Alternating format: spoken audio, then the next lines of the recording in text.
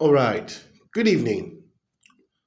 For what Very Dark Man said on his recent video concerning legalizing weed, Igbo, and not legalizing it.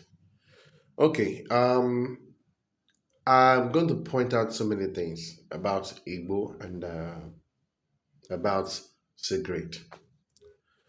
Now, if you go to research or do some experiment about cigarette, it's one of the fastest killing substance.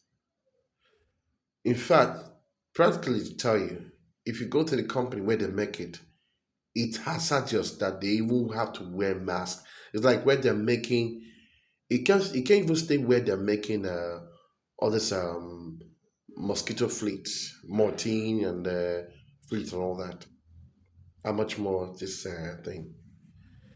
Americans and other countries have known for long ago that smoking kills.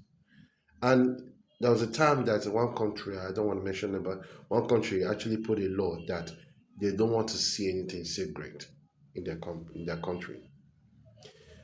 But still, because of the fact that people get the thrill and the feel when they smoke it, their brain go high, they feel like they could talk boldly, they could talk normal. I know. I remember back when I tried to smoke, I was smoking, yeah. I've tried smoke, I've smoked all kind of things in the past. But my favorite was about St. Maurice, and I tried Benson and Hedges. At that time, there's this feeling that Benson and Hedges gives you, and there's also the feeling that St. Maurice gives. I could finish like more than 20 packs. That was until I almost died. Now, my reason for saying this is that it's a habit. It's a deadly, addicting habit. It gives nothing. Just take it.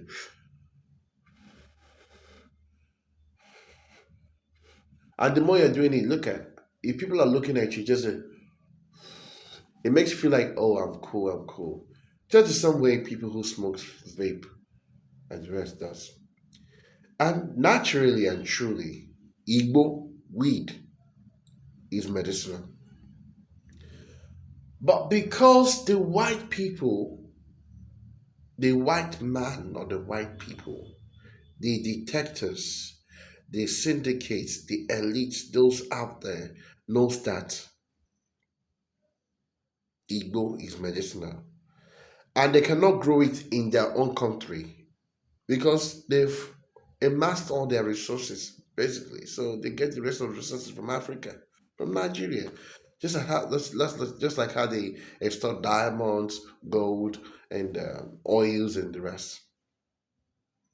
Now, because they know that if you, the individual, if you people wake up and see that there's more in planting natural stuff and having that thing as resources to treat yourself to get healed and everything, that you wouldn't need any of their medicine. In fact, let me tell you this. One of the most high syndicates controlling people's health is the pharmaceutical industry. They are the ones who research diseases. They tested in Africa, turn Africans to guinea pig. And because they see that we Africans are much more stronger than them, so they tend to use their own people, a few percent of them, to test it. Excuse me. They test it on their own people. And when they see that it works, they then try to bring it down to Africa. There's always someone they will always use as a scapegoat. Ebola came, flu came. Nakata the ghetto. Ebola came, flu came, corona came, so many kind of diseases. But because God has so much blessed us and we are the mercy of God, and God has made this land fruitful. In fact, if God should open your eyes, you know that Garden of Eden, not North America. Garden of Eden, not North America. Neither is it in Europe. It's in Africa. where God has made the land fruitful, where God has blessed it. Africa is the beginning of life in the world. The beginning of life in the world, that's where Africa is. So they know all of these things. That is why there is not to play games. They don't give a shit about you and I and every other person there. All they care about is them. Is their fucking status, their money, their levels. The elites are controlling the rest of the people. They say if the people if they give the knowledge, they will rebel. Why does the Bible still give us a hint by telling us that my people perish for lack of knowledge and understanding? And talking about this custom and the NDLA and the rest, I heard an information. If I say it now, maybe I'll be in trouble, but let me not say it. But have you ever wondered? Let me just ask, have you ever wondered how do contraband enter the Nigerian continent, the coastal, the airport, and the rest? That is because without the contraband, they cannot feed, they cannot eat, they cannot get the money they want to get. They know the money the government paid them is not enough. So there's a designated time, date, month, year that they allow contraband that everybody look this way. Or if they don't, if you can't meet up with that date, you pay money. That's the secret between those who are doing import and export, and they will definitely tell you that. So there is a day they will allow some certain things. How is it that the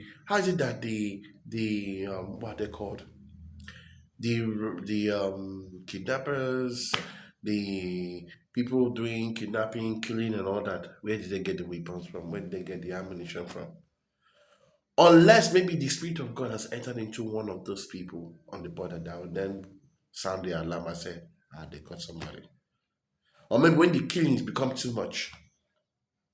Because believe me, you that say you know God and you allow human being to die because of your mistake, you don't check, or you take bribe, in essence that you're taking it because you want to such your own need, and that thing you're taking will cost other people losing their lives. You then start feeling guilt. That's when you say you want to work. See, let us tell ourselves the truth. Everybody's guilty. Everybody that's in that position, be the head, be the middle, be the tail, is guilty. But still, a lot of these people, they position just for decoration. They still have people they answer to.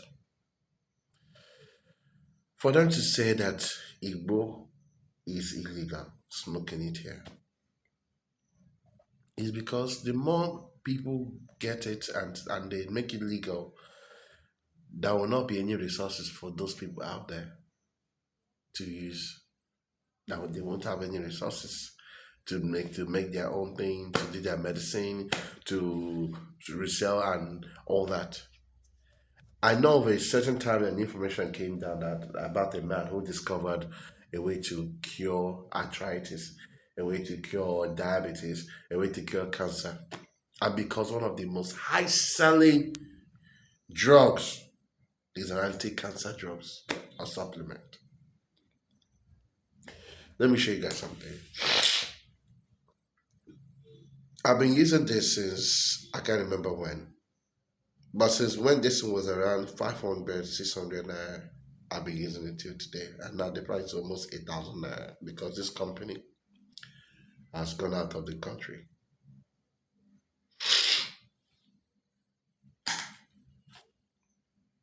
Now, in other countries, this thing here is free. They don't even sell it. They produce and give it free. Only in Nigeria.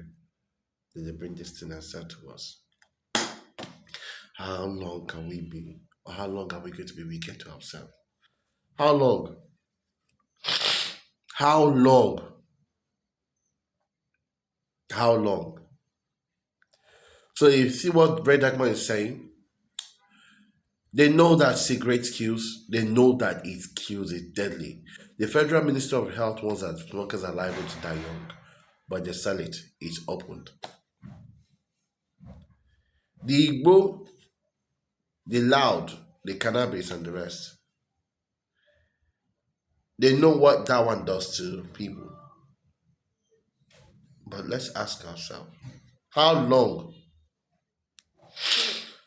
If you're in a uniform and you're serving this country, what pride do you have serving the country if you're extorting, if you're taking to look the other way?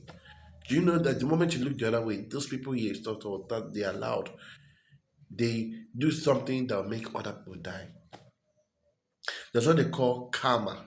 It comes back.